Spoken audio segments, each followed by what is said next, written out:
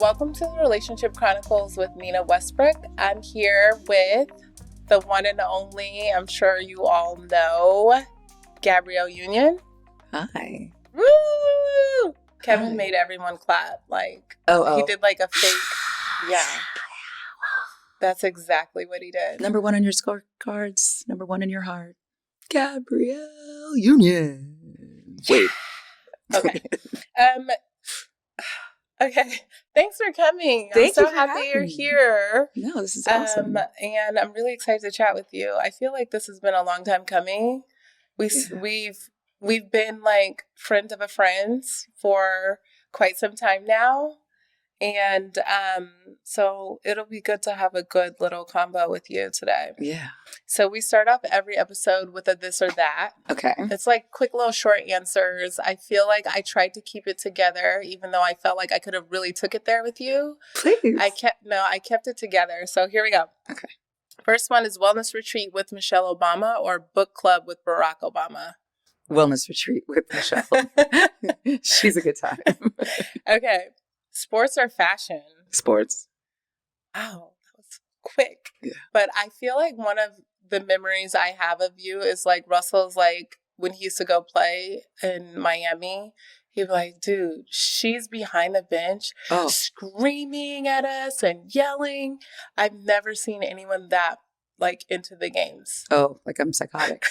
It's not even. I love that. And cute. then at the games, I'm like, everyone always says like you literally don't move or react, and I'm like I'm not. Like I'm stressed out on the inside, but I'm trying to keep it like I need to find some zen, and you're like going for it. I found my zen like targeting Kendrick Perkins. Like that is what brought me. Did you say targeting him? Oh yes, absolutely. Oh my God. Yeah, no, ask it.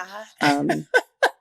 Listen, you want to come with it? Like, let's come with it. Be ready. Yeah, on the court, off the court. Like, hard foul. Listen, I'm gonna see you at a different end of this court. Okay, I love that. I love that for you for very many reasons that we can get into later. Maybe, maybe not. Okay, one-on-one time with friends or group hangouts? Group. I can see that for you. Yeah. There's like so many of us in our crew, so it would take a long time to get to everybody. It's easier when we're in a group. And like, do you have friends from all walks of life that you kind of have forced to all be friends because time is like so scarce and you want to get everyone together when you can? For big things like birthdays, I'll combine friend groups. Otherwise, I do not because it's too stressful, and I just know that certain people don't mesh well. And if I try to force it, it feels forced and no one's happy. So I try to carve out time for the different friend groups. But birthdays, all bets are off and everybody just suck it up. Everybody has to behave. Yeah. Okay. That makes sense. I feel like I'm a curator of friend groups. Like I will combine friends, but I will only combine the friends that I think can be combined and will like hit it off. Yeah. Because I like to share good people. I feel like good people and good friends are so hard to come by. We have to like put everyone in on it so that we can all like benefit from positive, happy, healthy friendships. Like I like to share certain people that can move, dip and dodge in every group. Easy peasy, but also add some much needed spice. We have a friend that we have in common, Mia, right? And I could take Mia anywhere. She's that friend. I could take her anywhere. She's my one of my favorite people ever.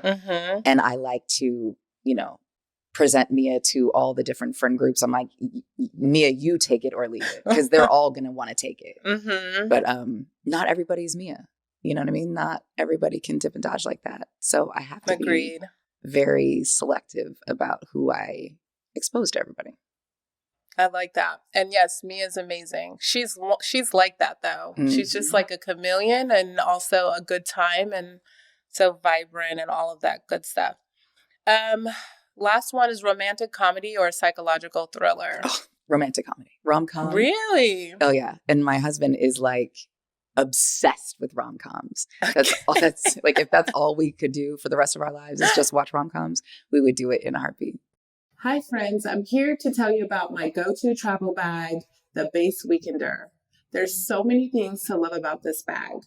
It comes with a zipper in the back, which is really cool because there's like a little compartment. You can stack it on top of your carry-on bag and roll it so it doesn't fall all over the place, which I love. And when you're not using that zipper function, you could just zip it up and then it acts as a patch. It helps me to stay organized when I'm packing for the weekend. You know, when you have to be very concise and you need just a special spot for each little item, you get that with the Base bag, which is one of my favorite qualities about it. The Base Weekender has over 30,000 five-star reviews, and for good reason. We all love this bag. Right now, Base is offering my listeners 15% off your first purchase by visiting basetravel.com/Nina Westbrook. Go to basetravel.com/Nina Westbrook for 15% off your first purchase. That's BEIS travel.com/Nina Westbrook. Okay, that's really, really funny because I kind of have to force mine to get into the rom-com. He's like anything with like lots of shooting and action. We just watched with Keanu Reeves. Oh, John Wick? John Wick 4, and that's his vibe. White House Down. Oh, God. Anything with a lot of noise. My anxiety is just shooting up. He will try to put it on the TV before we go to bed. And I'm like, I don't want to hear bullets when I'm trying to sleep. Like, that's not, like, that doesn't get me in the sleep mode. That makes me anxious. Yeah. Like, it can happen right now. And what's our escape route? If it goes down right now, how are we getting out? How are we getting the kids? Exactly. Like, who's getting the dogs? Do we let them fend for themselves? Like, that is where my brain goes. I don't want to be on high alert. I want to be, like, gushy and cry. And it's, that's what I do. I like to cry at home and watch movies. Same. Hard same. Yeah, okay. Or HGTV. Like HGTV is Lottery always Dream good. Home. Flip it, all of that, whatever. Yeah. Okay. We have a lot of the same interests. But I feel like we're very different personality-wise. I don't know. We'll see. We are going to see. Okay, so speaking of that, I feel like our families have so much in common, which we kind of talked about a little bit. Mm-hmm. We have the fashion thing in common. I think that one of the biggest things that we do is step outside of the box, and we're not really afraid to live our authentic lives despite what that means for everyone else and how, and the challenges and different things that come along with that. There are a million examples. And so for you, how do you set boundaries and for yourself or for the outside world, living your life so openly in the public eye?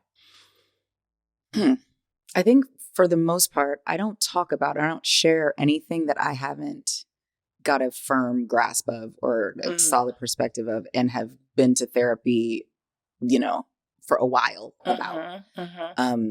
Otherwise, I'm just not ready. And that is my boundary. If I'm ready, all bets are off. Like, I'll talk about anything with anyone. But if I'm not healed or even on the path of healing, it's just, that's just like self-flagellation. I'm just talking to be talking at that point. And then I'd have to get into, are you lonely right now? Because you're sharing a lot of stuff that you don't need to share because you're not healed from it. Right. So you're not even offering a solid perspective or for how someone else who might be experiencing something similar, how they can get to the light. Like, you're not offering anything. This is just verbal diarrhea for whatever reason. Right. And that's usually when I'm like, boundaries. Let's reestablish those. This is just me talking to myself. But I think for me, my comfort and my peace lies in being able to be a source of light for other people who are immersed in darkness. Because I've been in a lot of darkness for a lot of different reasons. And those people who reached back for me, who got me out, put me on a path. I was just talking about Tisha Campbell, paid for therapy 25 years ago, like multiple sessions, out of pocket. She didn't charge to her insurance. It was out of pocket.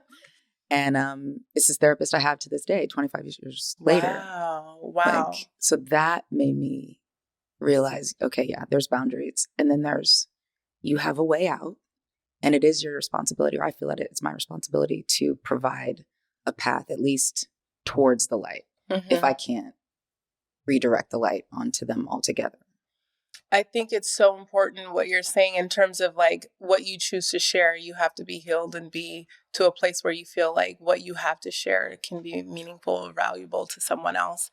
And you talk about this going to therapy, which is also, as you know, out of the box when it comes to communities of color and even people of very high stature who are not as open about talking about therapy and their journey through that. I even me being a licensed marriage and family therapist, Russell was not on board with therapy for so many years. And now he's the biggest advocate of therapy. We've added that to our foundation as a pillar to educate people on mental health and wellness and spread awareness on it. And so that's just another way, an example of how you have kind of been living outside of the box to be authentic to yourself. Can you share a little bit about like your experience with therapy and how it's impacted or changed your life? I mean, it's saved my life many times. I started in therapy at 19. I think it was like 3 or 4 days after I had been sexually assaulted. I guess I'm supposed to say trigger warning, sexual assault. But I started therapy, I think it was like 3 or 4 days after my sexual assault. And workman's comp had kicked in because I was sexually assaulted at work. And so they offered it. It was a part of the workman's comp package. And I took it. I went to the first couple weeks, I was still black and blue from the beating, from during the attack. But I like every time I went, it was like my balloon had been, blown to within an inch of bursting. And every therapy session kind of just let a little air out, over time. And I needed it. Otherwise I was going to pop. And I've gotten to those popping places many times in the last 25 years. And I've just been very lucky, blessed, privileged to have therapists. And I've sought out different kinds of therapists, so like, having a different marriage counselor, different therapists for my spouse, different therapists, that we've encouraged the children to partake in. But I think trying to find the right voice and right energy for you, at whatever point in your life is so critical. And we are big proponents of it in our household. And like Russell, Dee was like, oh, that's great for you. I'm sure you need it. I'm sure that's great for you. And I'm like, you needed the most, sir. Okay. One day I'm gonna remind you about this conversation. And watching him come home from therapy the first time that I was aware of him have gone. And he might have gone a while before he shared it with me. And just see, like, he left the house one way and came home and he looked physically different.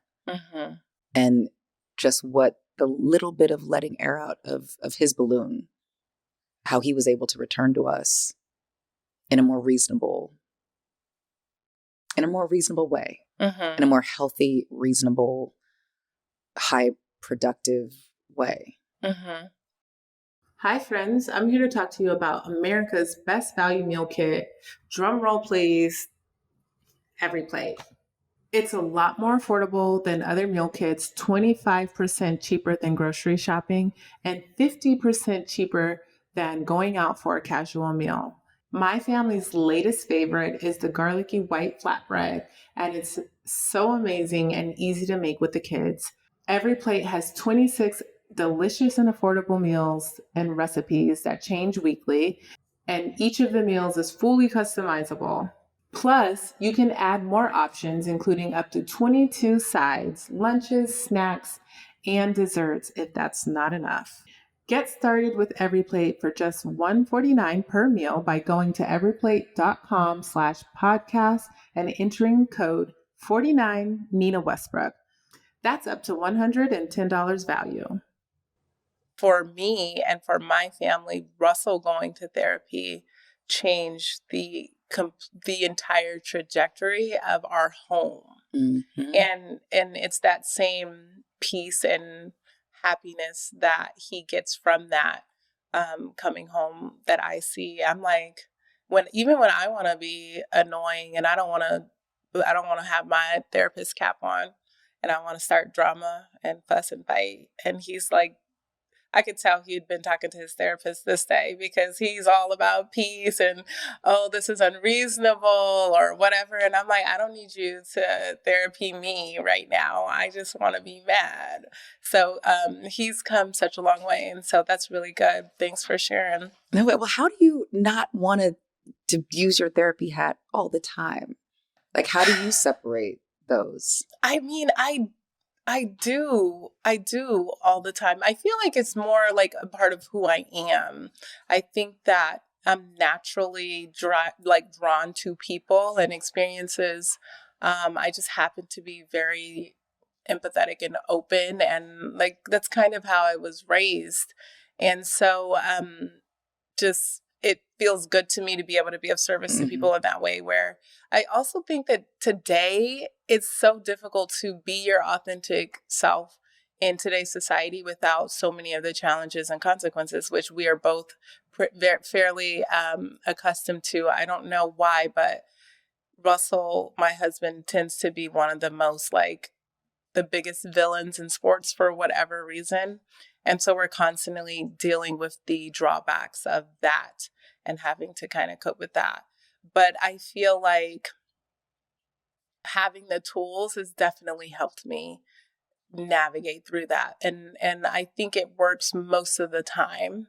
But sometimes sometimes I don't want to be the reasonable, rational one all the time. Like, give me 30 minutes to fly off the handle. Let me be wildly dysfunctional. Can you give me that? Can I be wildly dysfunctional? It takes a lot of energy to be healed. Ooh. Like, how hard and how much work is it to have a conversation when you're not seeing eye to eye and you're coming from two different ends of the spectrum? The level of energy it takes to stay on course in a positive way, especially for me when I'm talking to my mom or talking to Russell. Those are my two trigger people. Everyone else is easy, but it's exhausting trying to have a decent conversation when you're so frustrated and angry or upset over whatever the case may be, and you don't see the end.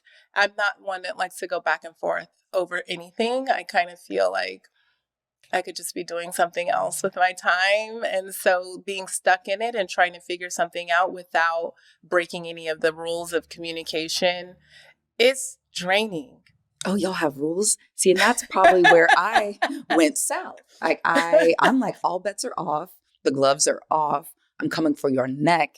That if that's what you understand, that I'm gonna find a way to meet you where you're at, and we're about to have, we're about to scrap, and in the verbal scrap. But like, no, I have not figured that out. That is not a strong suit. It's a strong suit at all. This is a place for growth. When I when I can commit to that, but like my need to be right, has superseded my need to be happy at times. And sometimes it just feels like, why can't you just agree that 2 + 2 is 4? Why are we exploring all the possibilities? Like, it's 4. Like, and sometimes men who are used to being right in different ways that we are used to being right will argue you down that it's actually it's 3. And it's actually your fault that I can't get to 4, or that like 4 is even a thing. Yep. And I'm like, what? Illogic is the quickest way to like light the fuse. Like I don't know what to do with like unreasonable or illogical arguments. They just feel stupid. And I know we're not supposed to say words like that, but sometimes some of these arguments are just stupid. and they're really about something else that has nothing to do with us, but they need us to acquiesce because somebody else didn't in their life. And they don't like how that feels. And I'm like, if you don't like how it feels, what do you think it feels like for us? Exactly. We're used to winning too. Like I'm used to collecting W's. So why do you want me to lose? Right. You know what I mean? If a marriage is supposed to be about finding the compromise and it's not about winning and losing, when you claim victory, who's the loser in this situation? Okay, first of all, you said so many things that I want to talk about. The idea of winning and losing in conversations. Like you said, you're huge into sports, you're so competitive, and the logic key to the way that you think, 2 + 2 has to equal 4, that it can't equal 3. How much do your emotions play into that, and maybe having a little bit more of a challenge kind of identifying or having the patience to work off of emotions when it comes to other people rather than A + B = C. That's a challenge. Yeah. I'm definitely not hitting it out of the park there at all. It is a real challenge, and it's unlearning or releasing myself from, or just eventually, hopefully, cutting the trauma bonds. My great grandparents poured into my grandparents, who poured into my parents, who poured into us, and I've just adopted. And for a very long time in our collective history as Black people, we don't have the luxury of exploring a what if situation. The coulda, woulda, shouldas, the maybe 2 + 2 could equal 3 in some space in the ether. We didn't have the luxury of that. Right. You have the luxury of facts and figures, and a hard day's work equals a hard day's pay. If X is wrong, you have to figure out how to make it right. And that's just what it is. Right. And some of that is the unlearning. Which is a different journey that I'm on right now that I'm still in the thick of, but I am recognizing that I do need to cut the trauma bonds and cut those trauma cords that have been our lifeblood as a family. Right. On both sides. Right. And that once you're aware of it, it is my job to you can cut it. And it's a lot of work. And it's a lot of energy. It's hard. And you can lose people. Not everybody wants to come into the new without the trauma, because that becomes a part of who we are and a part of our personalities. Right. And our rightness. Exactly. And Michelle Obama said something about hiking and I went to see her here, and Oprah was moderating that for her book tour. And she said something about elevating and climbing, and sometimes people kind of lose oxygen. And I was like, not that metaphor. But it is truly the case, when you are growing, sometimes we're not growing at the same pace as our friends or people around us. And you've also, like myself, but in many different ways, kind of you've been through so many different experiences. And I feel like when you grow up in the public eye, you have to kind of get through things really quickly. I hear a lot, oh, you're so mature beyond your years. Well, I've lived a lot of life and done a lot of things in a very short period of time, which a lot of things that take a lot of people a lifetime to do. So through those ups and downs, lots of failures and things that happening in between, I kind of learned some things, and even though I'm young, I think that I was forced to grow and experience all of these things, and I had some choices to make and how I was going to handle them and deal with them.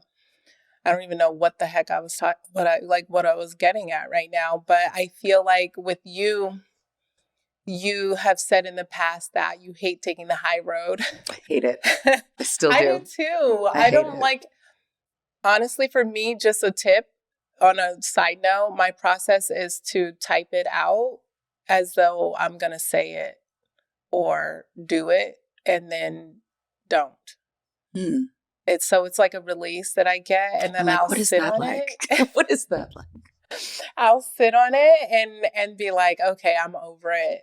But in the moment, it's hard. It takes a lot of like self restraint, especially when you feel like you're being attacked. Like for me, my thing is social media. Like I don't even like social media. Like honestly, I do it. I feel like I need to do it for many different reasons, but it's not a place I like to live. Whereas like you are like, I love your content on social media, and I want to know like, how has that evolved? Has it evolved? Like taking the high road. How have you learned to kind of get into that space of taking the high road? Hi, friends. I'm here to tell you about my favorite full body deodorant. It's called Lumi. Lumi comes in a variety of fresh, bright scents like their lavender sage or their toasted coconut. My personal favorite is the lavender sage. Lumi is clinically proven to last up to 72 hours, and I can tell you I've been using it all summer long and it lasts. Lumi truly is the first of its kind, coming in a body wash, wipes, or a squeeze cream tube. My favorite personally is the solid deodorant stick. I love the fact that it's created by an OBGYN, which means you know that you can trust it. Lumi Starter Pack is perfect for new customers. It comes with a solid stick deodorant, cream tube deodorant, 2 free products of your choice like the mini body wash and deodorant wipes, and free shipping. As a special offer for my listeners, new customers get $5 off a Lumi Starter Pack with code Nina Westbrook at lumideodorant.com. That equates to over 40% off your starter pack when you visit lumideodorant.com and use the code Nina Westbrook. I determine if taking the high road is going to be the better route for the greater good, or is it just the best route for me? And then kind of go from there. And usually, when it's time, when it's time for the get down, I stay in a place of I wish an MFer would. So I stay ready. Listen, if I'm writing down what I want to say, it's to deliver it even somehow better and more venomous than I had imagined it in my brain. But a lot of times, like people want us to take the high road because it makes it easier for them to get away with abusing us or oppressing us or oppressing others. And yeah, the high road is empty for a reason because nobody's taking it. So if I have to jump off the high road real quick, take an exit and whoop you where you're at, I will. And I will do it gleefully because I know that there's a lot of people who needed that to happen to set somebody on a different course where they're not perhaps as abusive or openly abusive or oppressive to large groups of people. Because rarely is it happening in a vacuum. It's if it happened to me, trust and believe this wasn't someone's first rodeo. They've been doing this and they've been leaving victims in their wake. So it's not always my responsibility to come in there and save folks. But if I have it on my spirit and I am so inclined, trust and believe I'm not leaving there until I've gathered everyone who needs, coverage and protection. Wow. I feel like that resonates so much with me because I kind of have a similar system. I think a lot of and my soft spot is young people.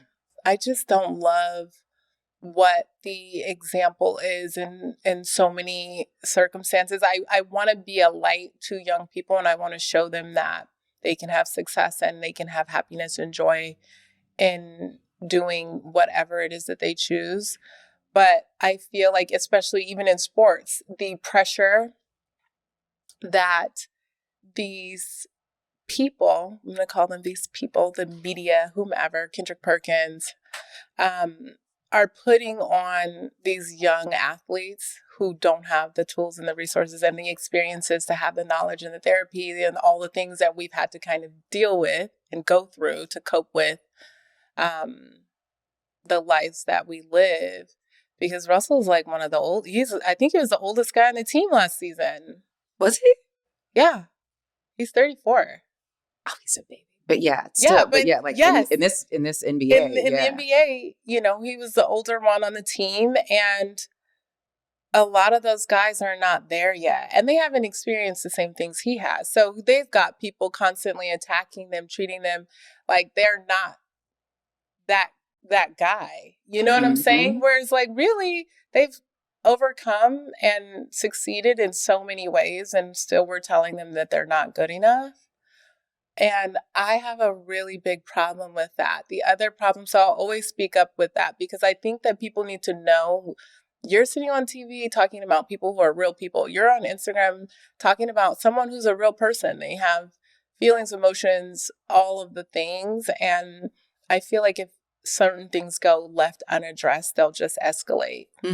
And once you kind of address it, people are like, oh, I'm not going to be able to get away with that type of behavior anymore. So let me shift gears. And sometimes it just has to happen that way. Because like you said, some people are not going to, they're not going to take the high road unless they're like forced, unfortunately. Which is why I meet their asses at the offer. Like, before you get back on to the high road.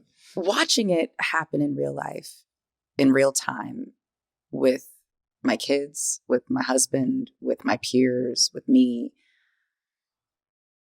it's cruel. There's a level of cruelty for the sake of cruelty, for the sake of clicks, and no consideration that we're all human beings, and that we have families, and that we have people that love us, and we're trying to love ourselves more completely and wholly. And so you think you're only fighting a battle this way, and you're like, whoa, what? Because I missed a shot. And, you know, people are like, well, that's what they signed up for. They signed up to play and play a game that they love. And part of playing this game is winning and losing. And no one's going to win 100% of the time.